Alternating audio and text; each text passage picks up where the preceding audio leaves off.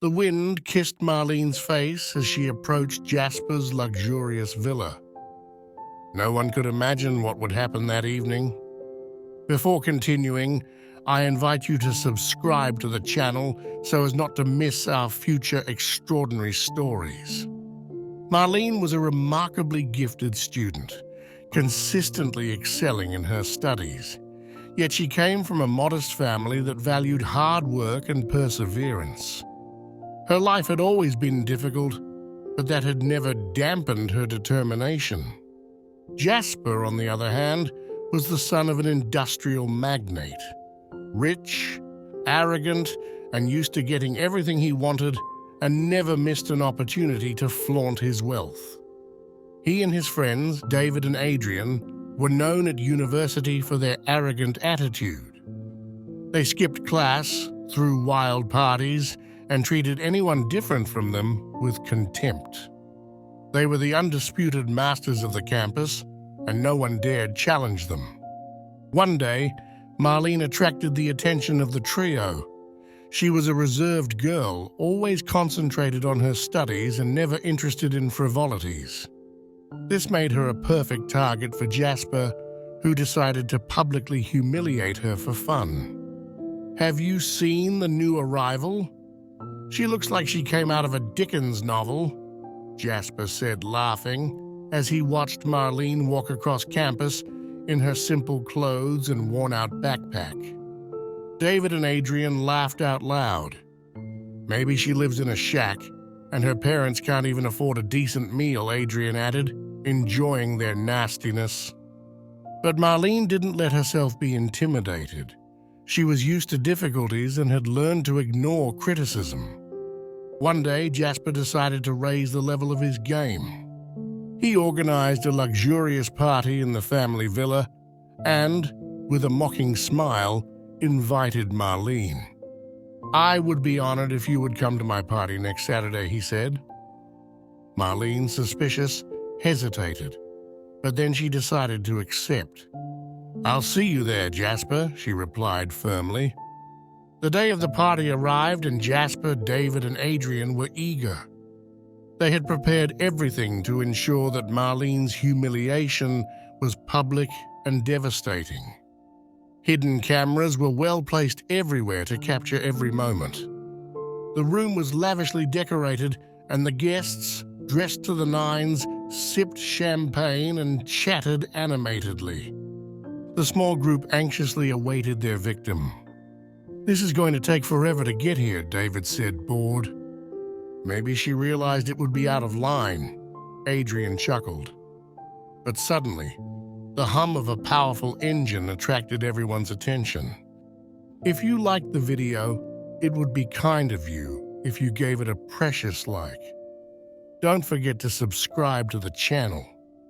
A limousine stopped in front of the villa, and Marlene came out, splendid in an elegant dress.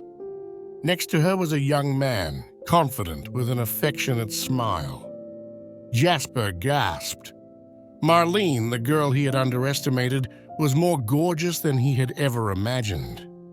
She approached him confidently, holding an elegantly wrapped package. "Happy birthday, Jasper," she said, handing him the gift. Jasper, confused, partially opened it and saw a prestigious brand watch. "How did you get it?" he stammered, unable to hide his amazement. Marlene smiled. "Who told you that I come from a humble family? I dress comfortably during the day, but that doesn't mean I'm poor. My father is the head of one of the largest companies in the country, and my mother is the president of our university." The woman continued, "I don't flaunt my origins because for me, flaunting wealth is in very bad taste." Jasper, David, and Adrian's faces went from surprise to embarrassment. David, trying to stay calm, muttered, "That was a low blow. She had no right to do so." Adrian, increasingly amazed, replied, "She may surprise us now, but we won't let her win." Jasper, the most affected by Marlene's retaliation, felt his face burn with shame. "She'll regret it," he whispered more to himself than to his friends. The party continued, but for the three boys the mood had changed. Their humiliation was evident, and perhaps for the first time, they felt the weight of their actions. Tom, the young man who accompanied Marlene, approached the trio and said with an ironic smile, "Jasper, David, Adrian, I think our contracts are going very well." The trio, still shaken, realized that Tom was not only rich, but also had a direct influence on the future of their families. In fact, Tom managed an 8-figure investment portfolio and had business relationships with many influential figures, including the parents of the three boys. "I didn't know you knew each other," Jasper stammered, visibly uncomfortable. "There are many things you don't know," Marlene replied, intertwining her arm with Tom's. The cameras, placed to humiliate Marlene, were broadcasting live the failure of their plan.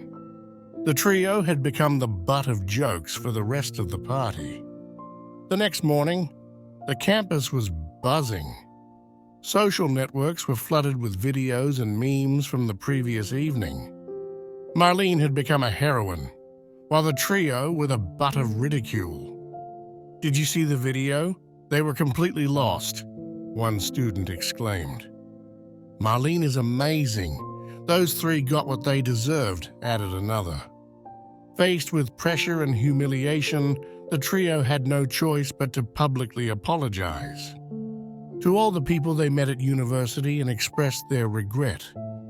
"We are truly sorry for everything," Jasper said, his voice trembling. "We made a mistake. We hope everyone can forgive us."